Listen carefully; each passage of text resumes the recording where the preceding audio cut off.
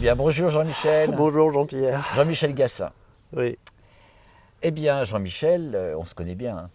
oui, On se connaît on bien. peut le dire, on peut le dire. Au Sénégal, on s'est rencontrés, on s'est vus Mm. souvent.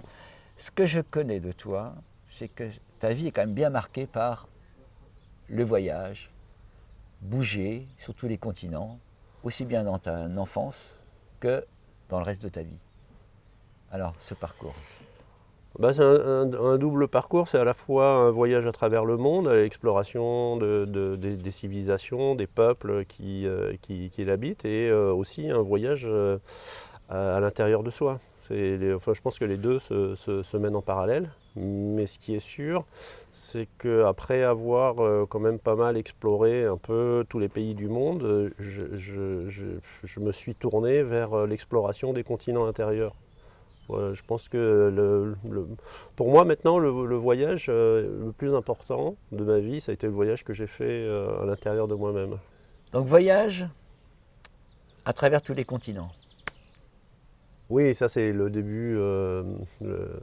Au tout début, j'ai eu l'appel des autres civilisations très très tôt en fait. Mais c'était quelque chose qui était lié aussi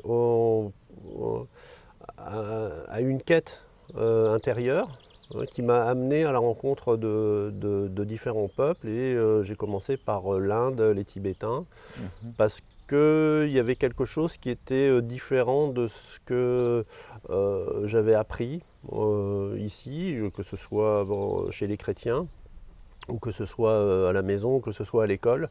Il y avait quelque chose qui était vraiment très différent et qui m'appelait. Et donc je suis parti. Mon premier voyage, ça a été en Inde, et ça a été de voir les Tibétains. Donc, déjà, ce que tu avais appris dans ta jeunesse, tu t'en ressors pour chercher ailleurs. C'est-à-dire que il y avait un appel mystique en moi, mais la religion chrétienne n'avait pas répondu à cet appel. Et surtout, c'est la découverte en fait de tous les mensonges et de toutes les contradictions qu'il y avait dans l'Église qui m'a poussé à aller chercher ailleurs, chez d'autres peuples, ce que je n'avais pas trouvé ici. Une quête spirituelle. C'est une quête spirituelle, on peut dire. C'est une quête spirituelle, aussi découvrir d'autres pays. Mais oui, vraiment, il y avait la quête spirituelle, vraiment depuis très tôt. Depuis très tôt, j'ai eu.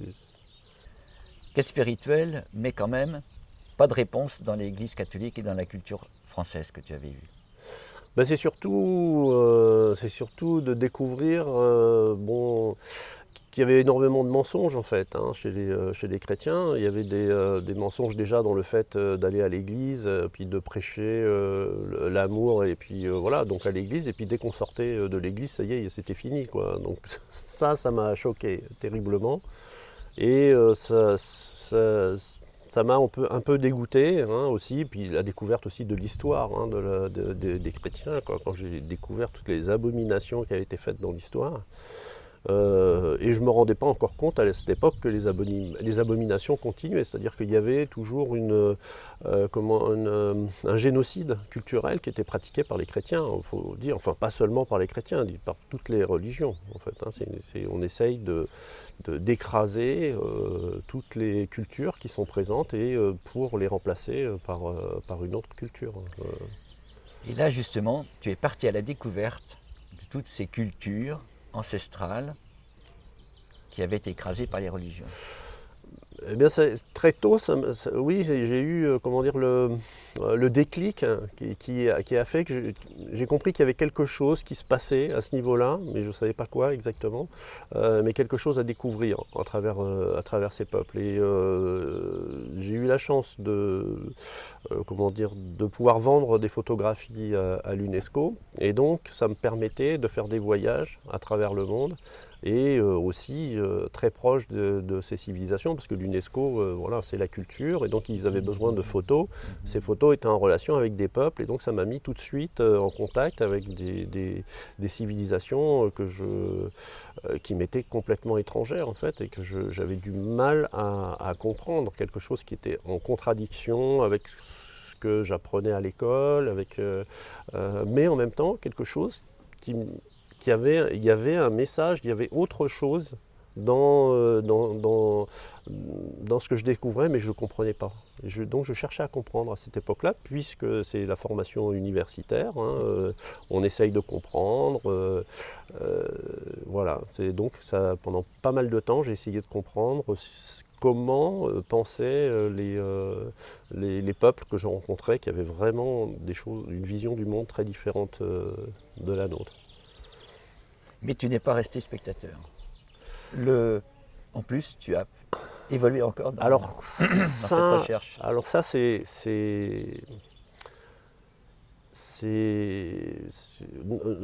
je ne suis pas resté, mais ça n'a pas été tout de suite, en fait. D'abord, j'ai commencé à vivre une expérience initiatique chez les Méo, un peuple d'Asie, en fait. Et cette expérience a été pour moi très déroutante. Hein. Bon, c'était avec des plantes psychotropes. Hein. Moi, j'avais 20 ans et j'ai absolument pas compris du tout qu'est-ce que c'était cette expérience. J'ai eu le sentiment d'avoir été trimballé, en fait, dans une expérience. Et à ce moment-là, je me suis dit, je vais essayer de comprendre sans les psychotropes. Et j'ai exploré, c'est là où je suis parti en Afrique. Je suis parti en Afrique, traverser toute l'Afrique à pied pendant plusieurs mois.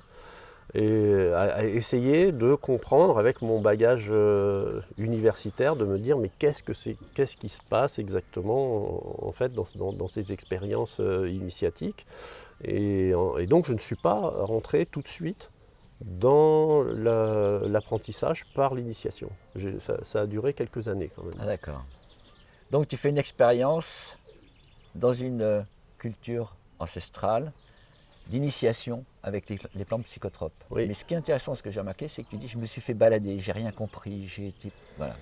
Oui, parce qu'en fait, à ce moment-là, c'était complètement nouveau, ce type d'expérience, et j'étais pas du tout intéressé par les drogues. Hein. C'était, pour moi, bon, en plus, j'avais vu les junkies, on dit les junkies, hein, c'est les drogués qui à l'héroïne et tout ça. Et pour moi, c'était pas du tout ça que je cherchais. Je cherchais pas du tout à fuir l'existence ou une certaine réalité. Hein. Et donc là, je me suis retrouvé projeté, j'ai compris plus tard, en fait, dans des mondes qui étaient totalement inconnus, incompréhensibles, et une expérience très forte, en fait, très puissante. Donc très déstabilisante, puisqu'il n'y avait aucune préparation, aucune information, ce qui est le cas chez ces peuples-là, parce qu'ils n'ont pas une structure universitaire et une pensée éducative construite. Ce sont des initiations qui se font assez brutalement, mais je ne veux pas utiliser le mot brut, c'est bien, mais pas dans le sens de la violence. C'est fort, c'est trop fort pour nous. Oui. C'est trop fort. Nous, pour nous occidentaux, on n'est pas préparés.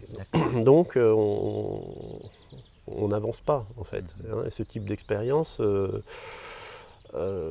peut conduire certains à rentrer dans l'illusion d'un bien-être apporté d'un autre côté. Hein, c'est pas le même volet en fait opératif en fait, c'est qu'après une expérience il y a quelque chose de très relaxant, de très apaisant, et donc tout d'un coup on a l'impression que tous nos soucis n'existent plus. Enfin, c'est aussi ce qu'on retrouve dans la consommation du hashish ou des choses comme ça en Occident, c'est-à-dire cette recherche de l'apaisement du mental. Mais à cette époque-là, je ne l'avais pas compris.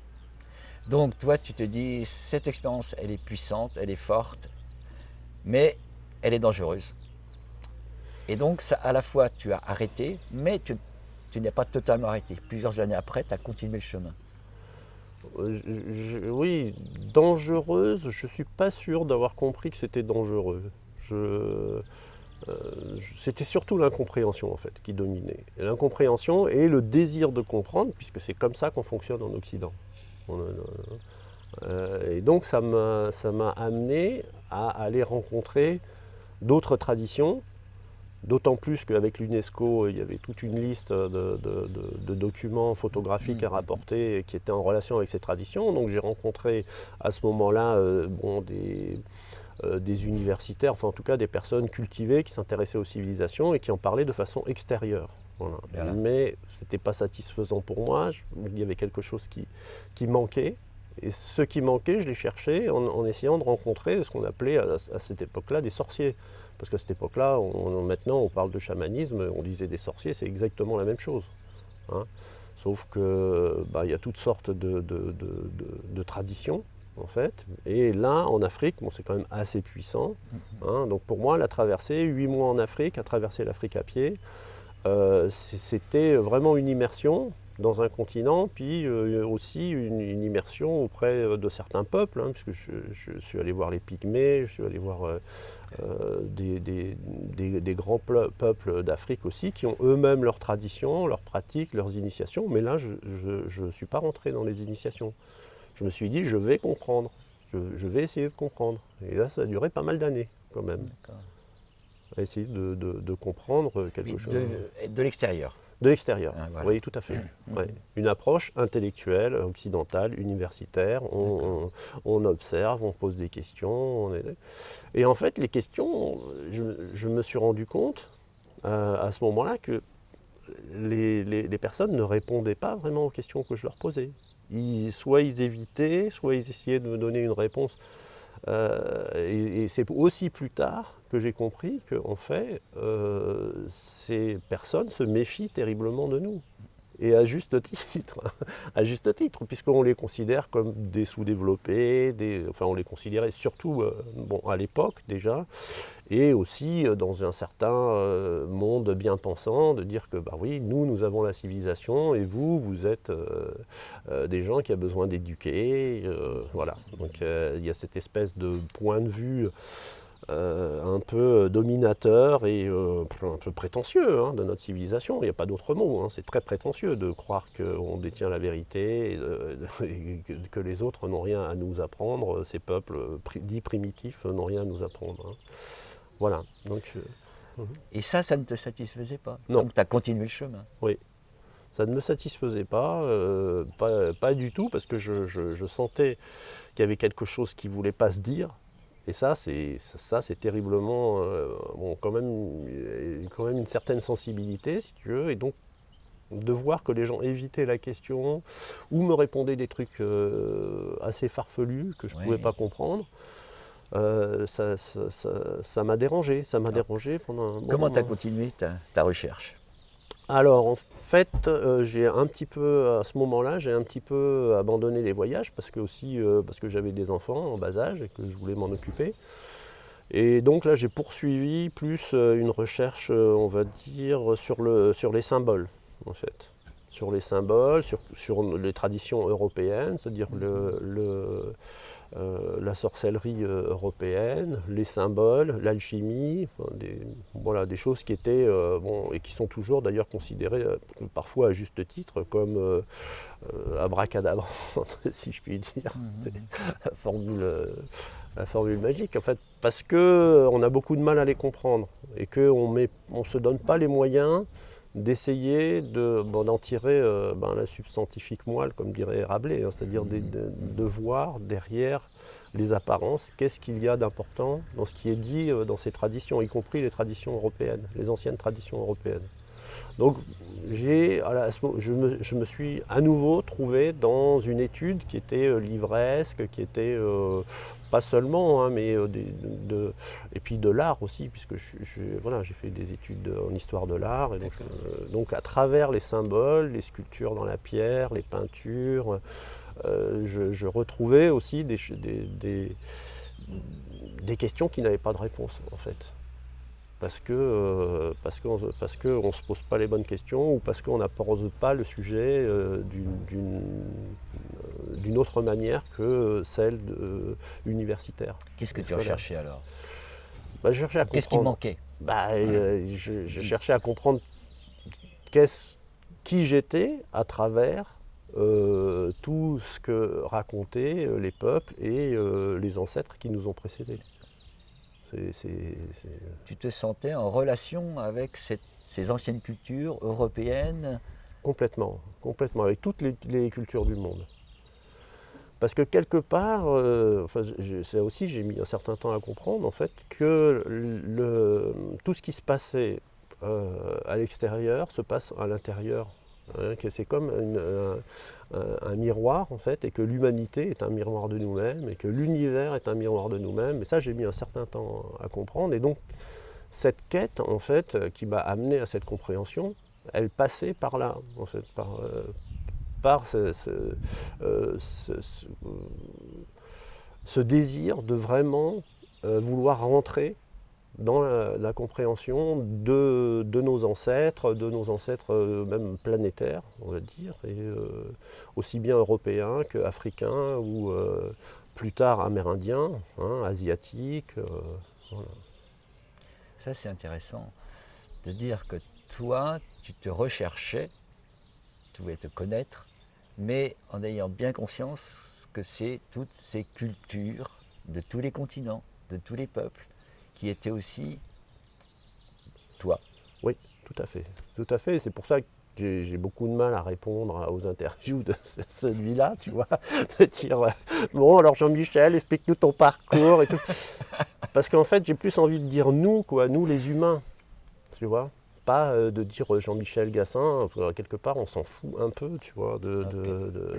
Mais ce qu'il y a, c'est que dans cette recherche intérieure, il y a le miroir de l'humanité. Et donc j'ai plus envie de parler de l'humanité, c'est pour ça que je parle des civilisations, que je parle beaucoup des coutumes, des traditions, de l'art de ces peuples et tout, que je préfère parler de ça que de parler de moi. D'accord. Voilà. Mais alors justement, aujourd'hui, tu t'es pas trouvé, quoi. Enfoiré de Jean-Pierre, là. Non, je me suis pas trouvé. Toi, tu t'es trouvé, Jean-Pierre. Non, mais t'as bien... Allez, donne-moi quelques informations, je dirais, pour dire, bon, ben, la grande question à la base, c'est, t'as reçu la vie. Chacun reçoit la vie. Oui. Et comment tu l'as ressenti, comment tu la ressens aujourd'hui en toi, dans les autres. T'en parles bien, hein. Oui, Tu oui, dis, oui, moi, je ne sais oui. pas trop parler de moi, mais quand je parle des autres, je sens que ça parle de moi aussi. Oui, bah oui, tout à fait, tout Alors, à fait. D'ailleurs, c'est un peu ça, un peu la clé, quoi. Hein. C'est à savoir que bah, nous sommes les autres, en fait, hein, aussi quelque part. On est tous non pas identiques, on est une grande diversité, mais c'est une diversité qui existe aussi bien en nous qu'à l'extérieur de nous. Voilà. Ça veut dire que là, tu mets l'accent fortement sur le fait que chaque humain, nous sommes tous des êtres sociaux. C'est fondamental. Il n'y a pas d'homme qui vit tout seul, sans relation avec les autres hommes. Oui, mais c'est encore plus que ça. Plus que ça. C'est qu'on est les autres. C'est ça Voilà. qui est vraiment étonnant. C'est ça qui est très très étonnant. C'est qu'à la fois, on est différencié, on est individu, mais qu'en même temps, on est tous les autres. Et que tant qu'on ne reconnaît pas ça, on ne peut pas se connaître vraiment. C'est ça qui est très très fort en fait.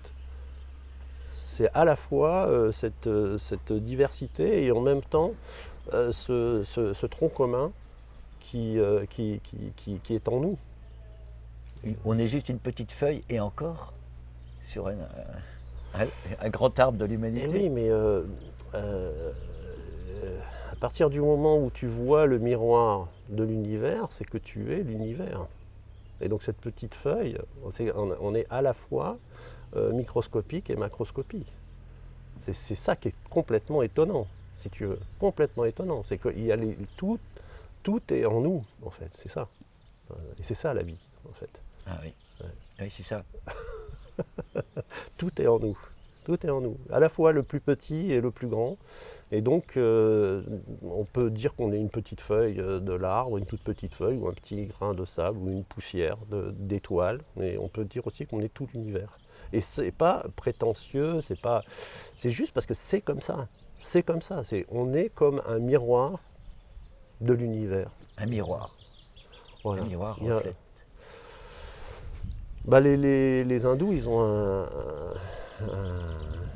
une image qui est aussi un peu celle du sapin de Noël avec ses boules, où dans chacune des boules, on voit le sapin et le sapin se reflète dans chacune des boules, tu vois. Et les hindous, ils expriment ça sous l'aspect des perles du collier d'Indra, quoi.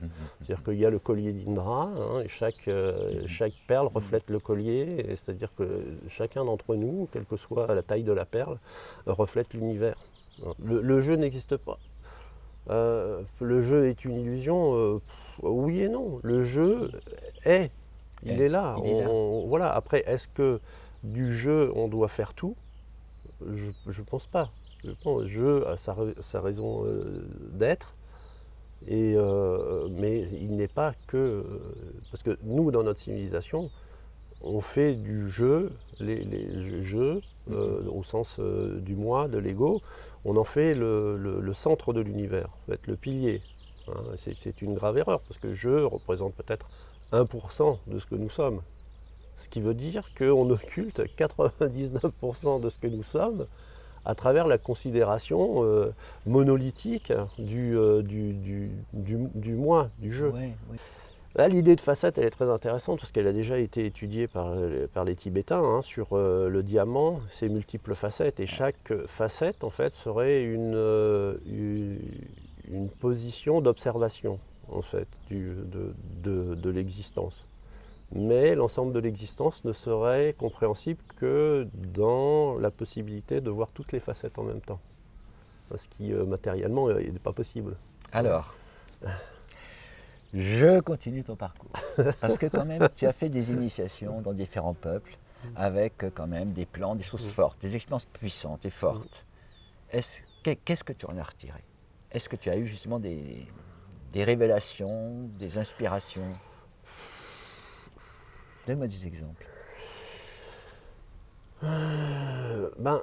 Des révélations, oui, mais si tu dis ça comme ça à brûle pour point, dire bon voilà, il suffit de prendre des plantes et vous aurez la révélation, ben non, c'est pas comme ça que ça marche. C'est des révélations parce que il y a le petit dicton là que tout le monde connaît, hein, qui dit le maître arrive quand l'élève est prêt. Hein. Mais on a aussi à être prêt. On ne peut pas recevoir un enseignement si on n'est pas prêt. Hein, il y a aussi la réponse est dans la question. Tu sais, je ne sais plus quel philosophe avait dit ça. C'est-à-dire qu'à partir du moment où on se pose une question, on a déjà la réponse. Mais la réponse, elle arrive tout de suite, si tu veux. La réponse est déjà là, en germe. C'est comme une petite graine. Quand tu poses la question, c'est comme une graine. Cette graine, elle va donner un énorme arbre. Tu vois. Mais la graine est là. Et donc, quand on travaille comme ça avec les plantes, il y a quand même la nécessité qu'il y ait quelque chose en germe, tu vois. Et c'est pour ça que cet enseignement a été a été très longtemps interdit. Maintenant, il se trouve que c'est plus un enseignement d'ailleurs. Hein, c'est presque en fait, nous on en a fait une drogue.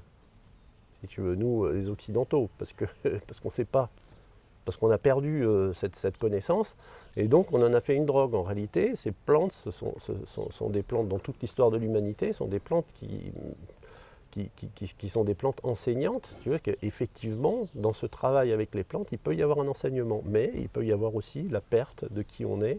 Tout dépend de notre intention, de notre préparation. Alors c'est là que ça joue, tu viens de dire la chose.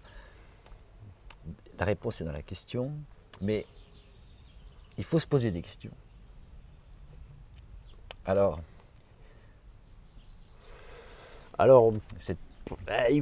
est-ce qu'il faut se poser des questions ou est-ce qu'il faut être dans la oui, parce que dans la réceptivité seulement? Il y a plusieurs possibilités, il n'y en a pas une seule, tu vois. Et donc effectivement, si tu te mets, c'est dans certaines pratiques, c'est ça, qu'on se met en état de réception et non pas de se poser des questions, c'est possible aussi. Oui.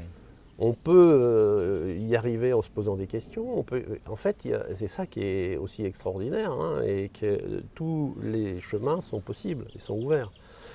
Et donc, et quand tu dis il faut, mince, mais là, là est le problème. Oui. Il faut quoi? Non. Il faut quoi? Il n'y a pas il faut. C'est que justement, c'est une orientation, c'est quelque chose, voilà. Et certaines personnes n'ont pas de nécessité ou de désir à passer par les plantes pour la connaissance. Ils peuvent passer par un gars qui fait son jardin tous les jours et qui observe la nature, et qui rentre vraiment dans cette observation, sans qu'il y ait de questions, sans se poser de questions. Il peut très bien arriver à la connaissance de lui-même. Hein. Ou à la réalisation, enfin comme on voudra appeler ça, parce que tout ça c'est des mots qui après sont connotés par les sentiments de chacun. Mais... Aujourd'hui, t'as pas fini ta vie, tu es bien vivant, tu es là avec moi, tu fais encore des tas de choses sur l'art amazonien que tu connais bien, dont tu fais la promotion. Aujourd'hui, ta vie, là, comment elle vibre, c'est quoi là?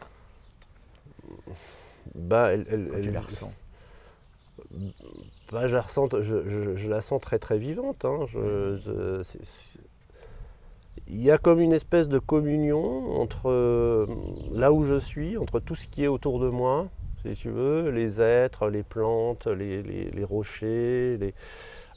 C'est comme s'il y avait une sorte d'infusion entre tous les êtres, en fait, toutes les intelligences de l'endroit où je suis, hein, parce que après, c'est quand même difficile. On peut aussi se sentir en harmonie avec toutes les intelligences de la Terre. C'est plus difficile. Personnellement, être bien là où on est, ça c'est génial. Voilà. Ça c'est génial.